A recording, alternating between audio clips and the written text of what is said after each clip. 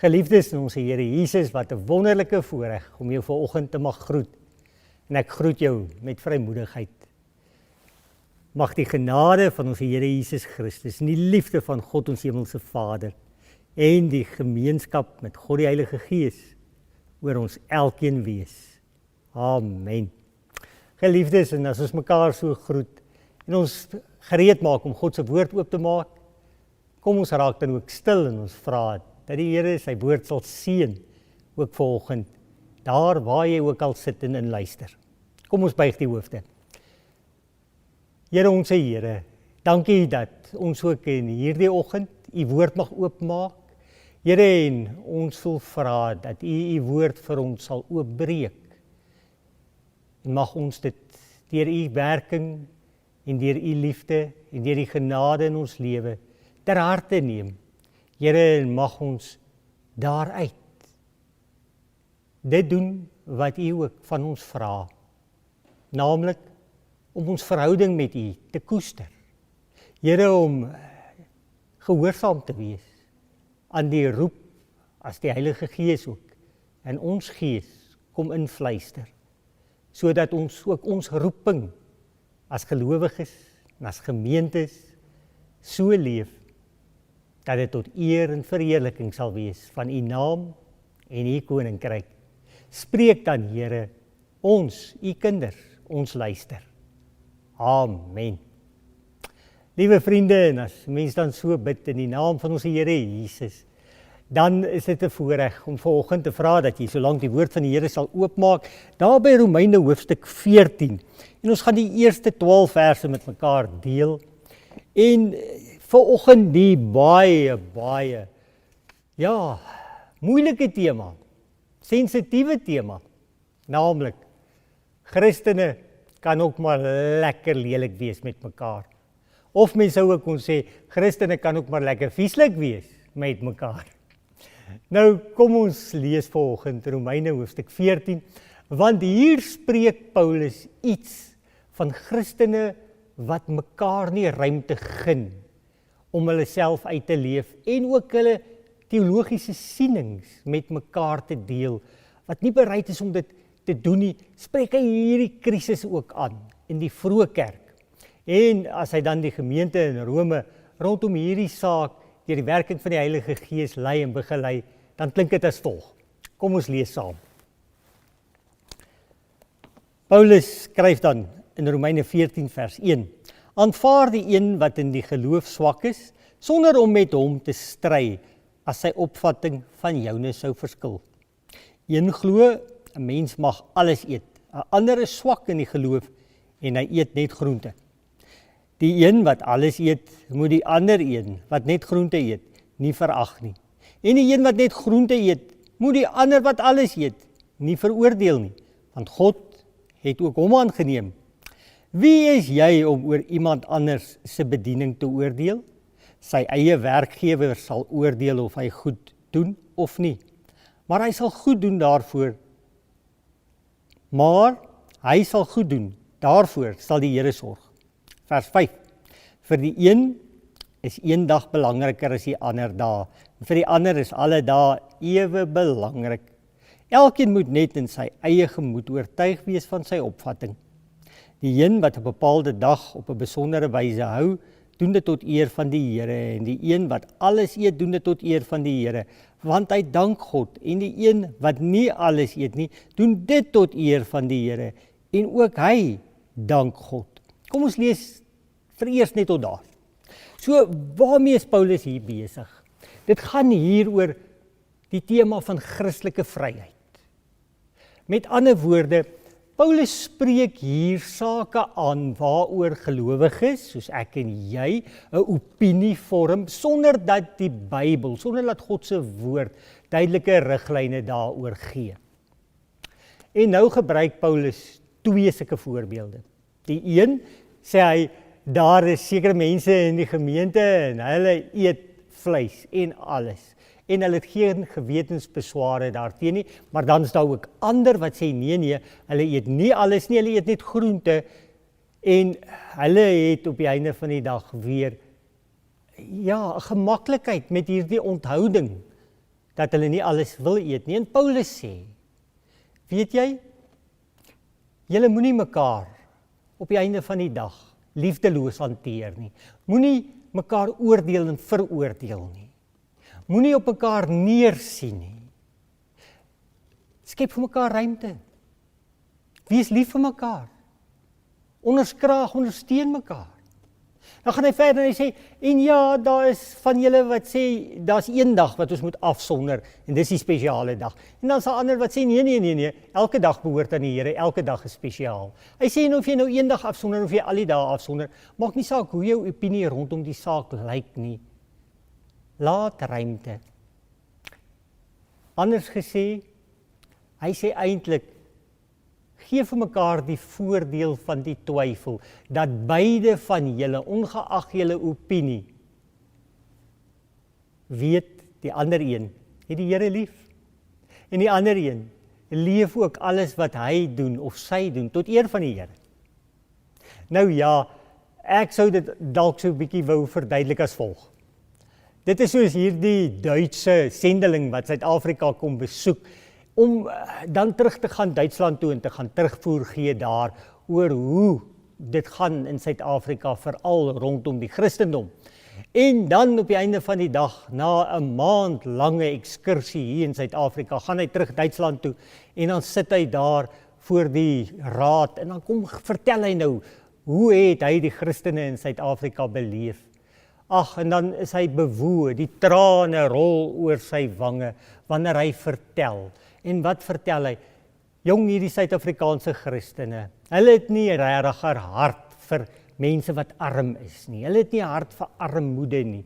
En hulle taalgebruik laat veel te wense oor. En hy is eintlik bewoe oor die Christene in Suid-Afrika. En die trane rol oor sy wange, so oor sy snor, oor sy sigaar, tot binne in sy bier. Jy hoor waarop speel ons, nee. Geliefdes, wat sê Paulus hier? En dis nou hier waar ek vra, dat jy saam met my vers 7 en verder lees. Paulus kom en hy sê, dis baie duidelik, dat gelowiges nie vir mekaar ruimte laat nie, dat gelowiges mekaar afbreek en aftakel met veroordeling.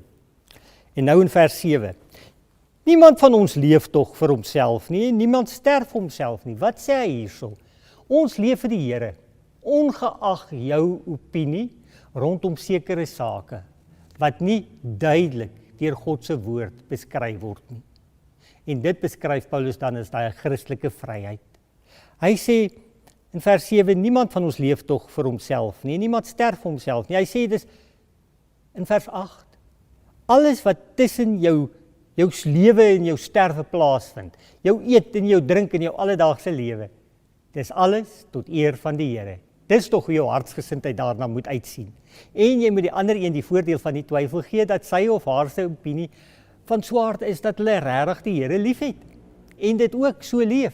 En daarom gaan hy verder in vers 8, hy sê, as ons lewe, lewe ons tot eer van die Here, en as ons sterwe, sterf ons tot eer van die Here. Ja, selfs ons sterwe, is tot eer van die Here. En alles tussenin.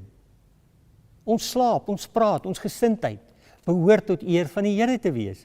Hy sê dan, of ons dan lewe en of ons dan sterwe, ons behoort aan die Here. En dan vers 9, hy sê, juist daarvoor het Christus ook gesterf. Dis hoekom hy immers na die aarde toe gekom het, nie waar nie? Hiervoor het Christus ook gesterf en weer lewend geword, om Here te wees van die dooies en die lewendes. Wat sê hy hier? Die Here Jesus is die oorwinnaar oor die dood en die lewe.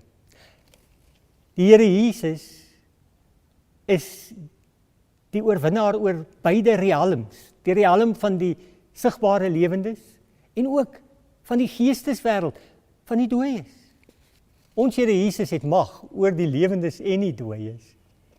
En dan gaan hy verder, jy, waarom veroordeel jy dan jou broer? En jy, waarom verag jy jou broer? Nou geliefdes, dis baie interessant dat Paulus hierdie styl aanneem in vers 10, hoor wat doen hy? Hy sê, jy.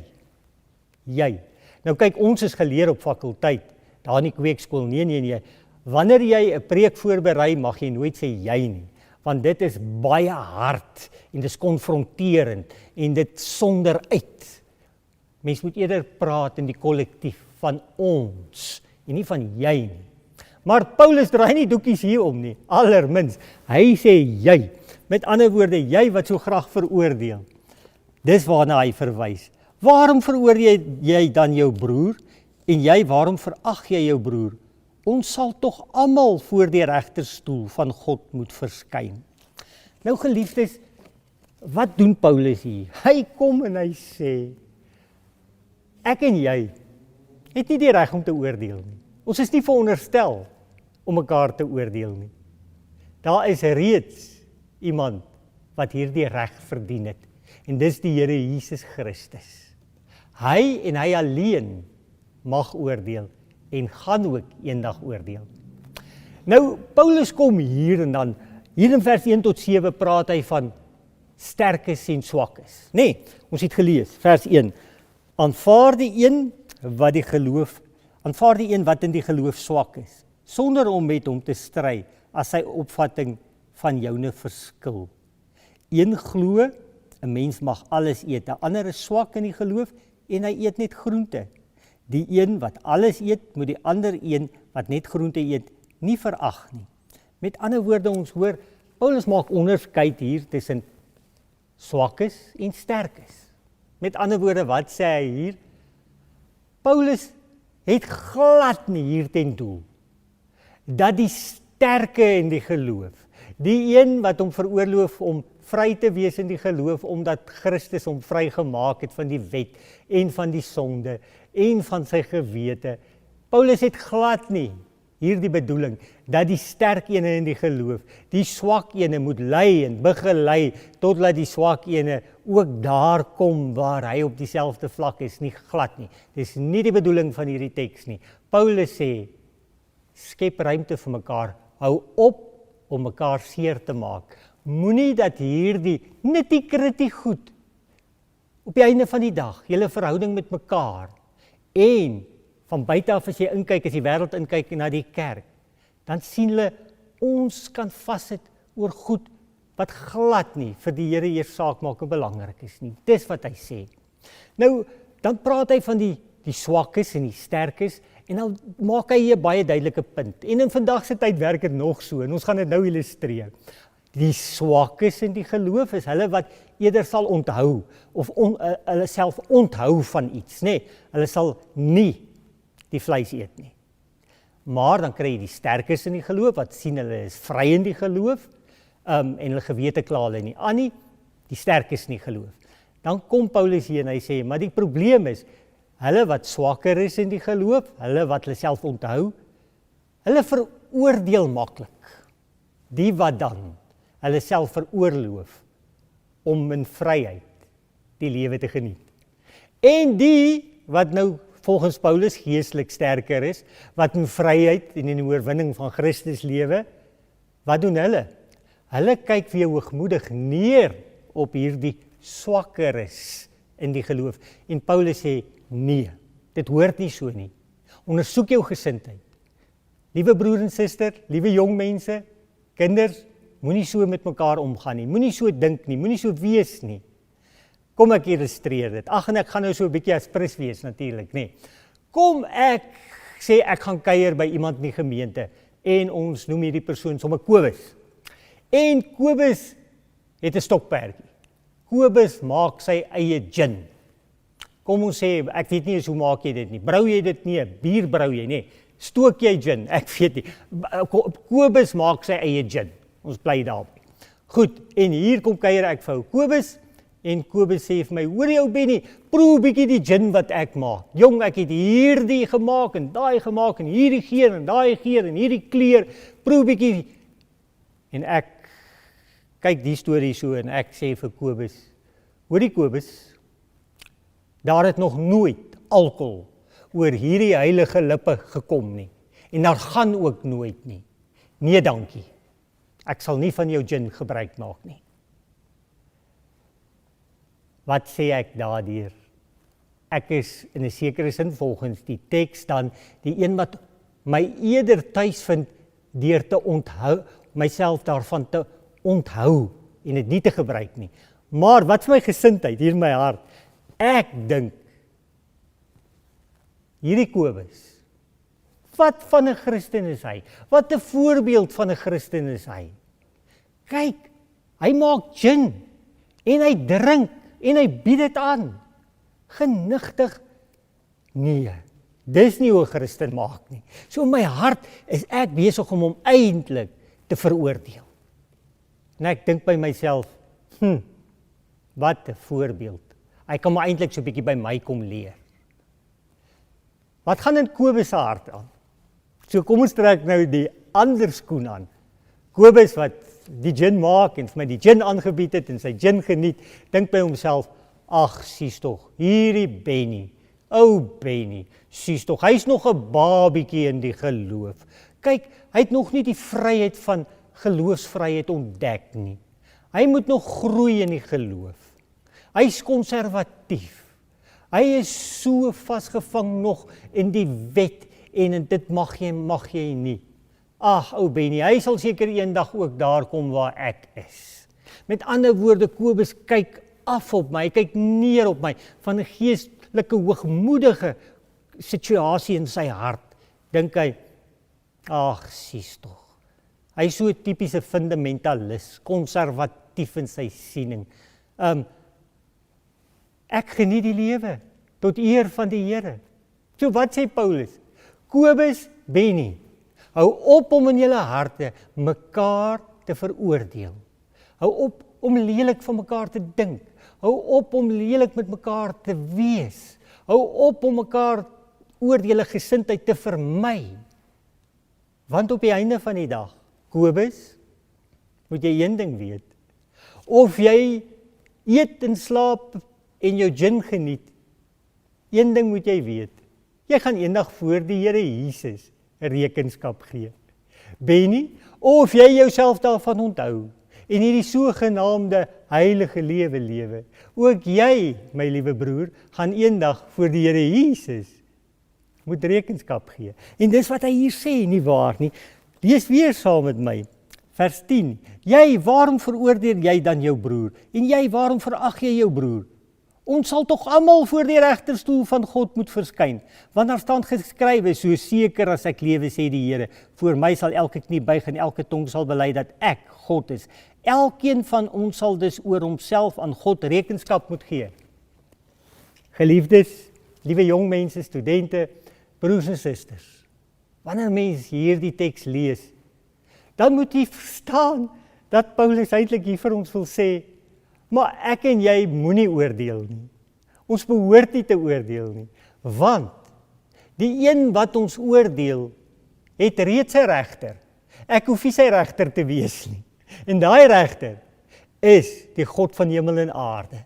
Daai regter is die een wat die oorwinning behaal het, wat die mag het oor die lewendes en die dooies. Jesus die Christus. Wat kom Paulus doen hier? Hy sê, Benny, jy gaan eendag rekenskap gee oor jou eie gewete, oor hoe jy jou Christelike lewe geleef het, rondom jou gesindheid, ook met dit wat die Here jou mee vertrou. En as nie reg en verkeerd nie, Paulus wil nie hier onderskeidings maak nie. Hy kom en hy sê net, onthou, jy gaan nie voor die regterstoel staan en geoordeel word deur jou vrou Ronel nie, of deur die dominee nie. Jy gaan nie voor die dominee verskyn nie. Jy gaan nie voor die profeet of die pastoor rekenskap gee nie.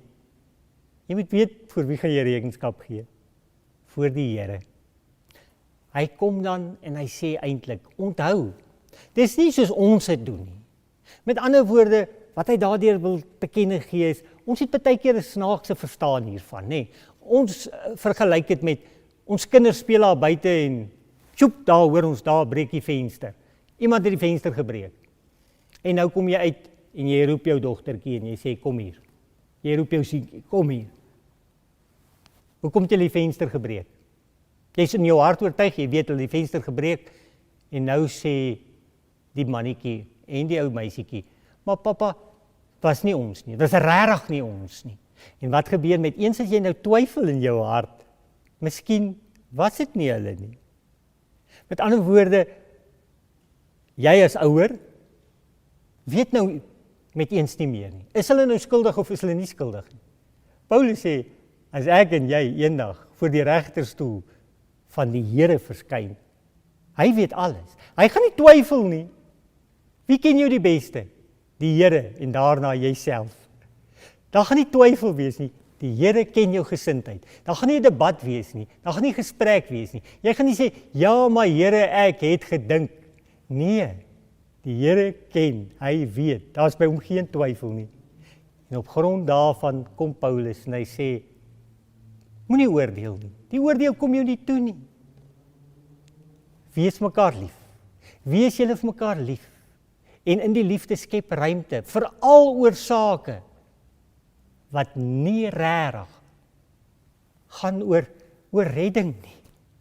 Geliefdes, en ons Christene kan so maklik mekaar veroordeel. Ons kan so in ons harte dink, dis al nie reg dat daai een so duur grand kar ry nie. Dis al nie reg dat so en so duur huis bly nie. Dis al nie reg dat hulle alweer 'n oorseese vakansie gaan nou nie. Hulle kan daai geld baie beter aanwend vir die kerk of vir die sending of vir God se koninkryk, nê. Nee, ons kan mekaar so afkraak en oordeel rondom hoekom sit jy jou kinders in daai skool? Is ons skool dan nou nie goed genoeg nie? Ons kan mekaar so oordeel oor ons lewenskeuses, oor lewensmaats. Nee, geliefdes, jong mense, studente, Paulus sê, laat mekaar die ruimte, veral as dit gaan oor sake, waaroor die woord nie duidelike riglyne gee nie. Wees daarom, daar waar jou gees en die gees van die Here mekaar ontmoet. En daarom kom hy ook in die volgende hoofstuk, en ek lees dit dan, en daarmee sluit ons af. Vers 21 van hoofstuk 14. Dit is goed as 'n mens nie vleis eet, of wyn drink, of enigiets doen wat jou broer laat struikel. Hy sê so, as dit moet, onthou, moenie iemand laat struikel nie. Laat jou oortuiging hieroor 'n saak tussen jou en God wees. En dan, as enige iemand egter twyfel en tog eet, is hy klaar veroordelend, omdat hy dit nie uit geloofsoortuiging doen nie. En enige iets wat 'n mens nie uit geloofsoortuiging doen nie, is sonde. Mag ons dus uit geloofsoortuiging vir mekaar ruimte skep, en mag ons as geloofsgemeenskap, as gemeente, as gemeentes mekaar lief hê, en mag ons in vryheid mekaar dra en ook die wêreld lief hê soos Jesus die wêreld lief het. Amen.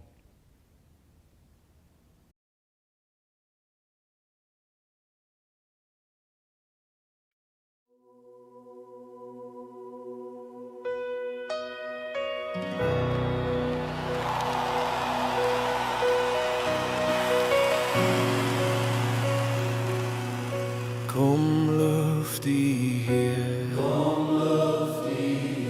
alle knechte van die Heer,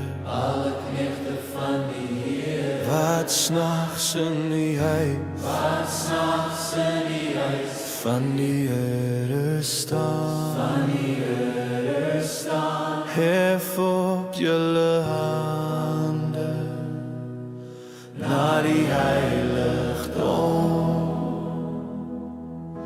en loof die Heer, en loof die Heer. Kom sing sy lof, hy wat altyd by ons bly, skepper van die aarde, en die hemel daarbo, hef op julle hande, na die heiligdom, en loof die Heer, en loof die Heer. Kom prys die Heer, hy wat ons bewaar,